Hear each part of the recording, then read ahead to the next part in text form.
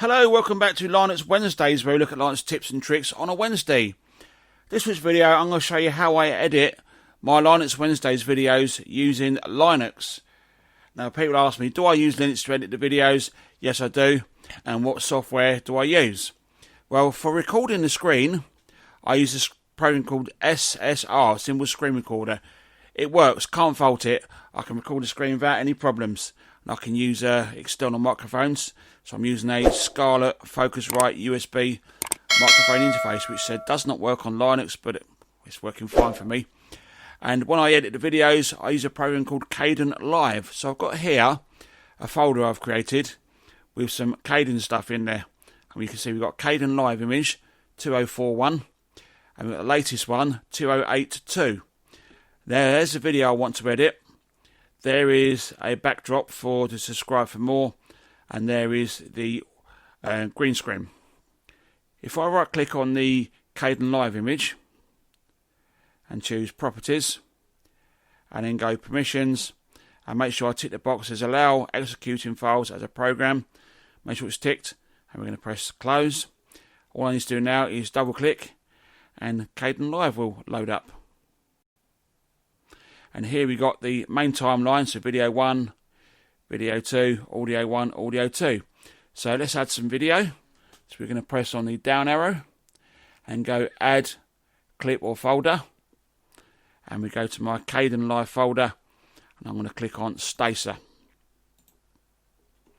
And it's loaded the file in, and it's saying now switch to clip profile 1080p 30 frames a second, and I'm going to say switch. Now we're going to drag this file down to video number 1, and you'll see there it's now added to the timeline, and that is where the audio starts. So let's remove the blank space. So I'm going to hover the mouse over until I get the 2 arrows. I'm just going to drag it to the left. Just going to stop it about there, and if I right click I can now go remove space. And I've just cut out that bit that I don't want. So let's add a simple fade in. So up here I'm going to type in fade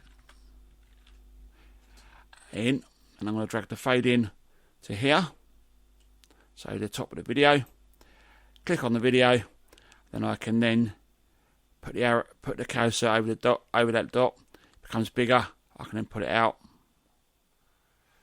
which should now give us a simple fade in. Let's see what it's going to look like.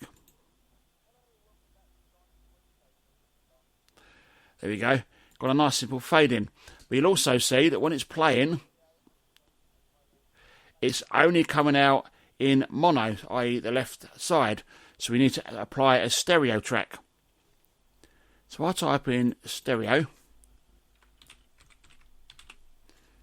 and then we got mono to stereo. I'm just going to click on mono to stereo, drag it to the sound, so audio 1.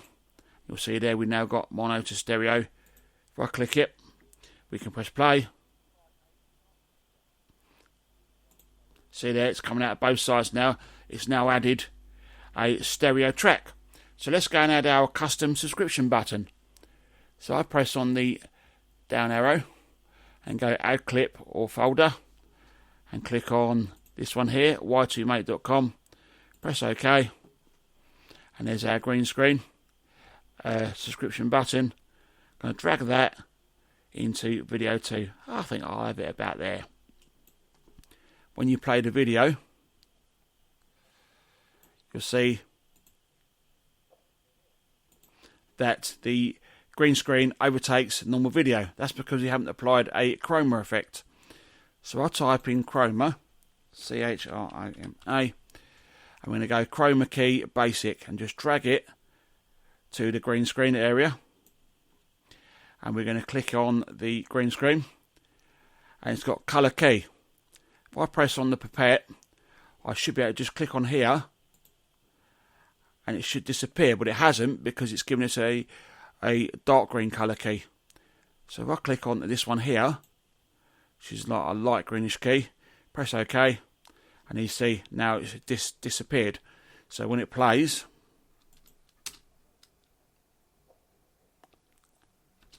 Well, it's coming out on the screen. You can still see the video, but I want to put that around the bottom corner here somewhere.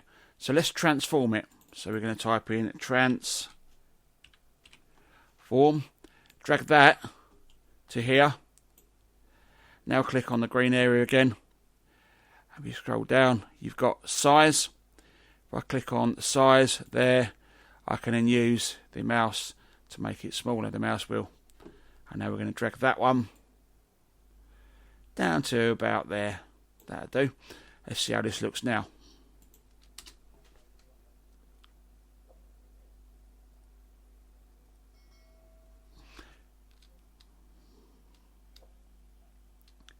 There we go.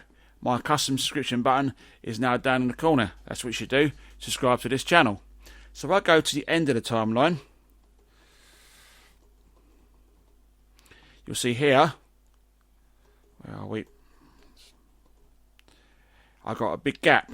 Now I want to remove the gap so we can add our subscribe for more at the end on the end card. So I move the mouse over so we've got the two arrows. Drag it to there, make it a bit bigger, and we add a fade out. So F-A-D-E, add a fade out. I'm going to drag that to there. Click on the video and move the mouse to the corner and put it in a bit, about 1.5 seconds. So now when we play, it now fades out. So let's add our end card. So press on the down arrow, add the clip or folder, click on the JPEG image, you can use any image you want, press OK, and we're going to drag that one to the end there. Let's make that about 10 seconds long. That's what the end card should be, around about 10 seconds. Now add some text, press on the down arrow, and we're going to press on title clip. This window appears. Use the mouse, click on the top here, and it's got text. I can type in sub.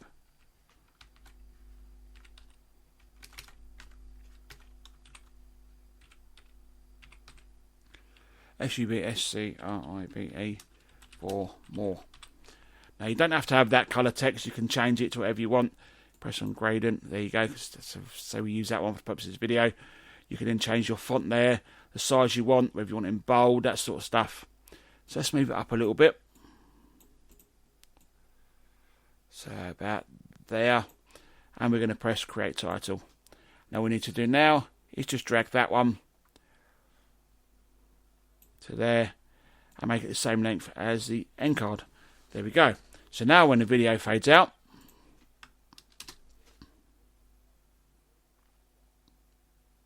we get the subscribe for more. You can add your bits on there when you go to upload a video onto YouTube. At this point, you can now render the video. And I'm going to select MPEG 4. And you've got job queue. And you've got scripts. So I'm going to just leave it on that, everything as it is. It's now going to save it, which I'm going to call it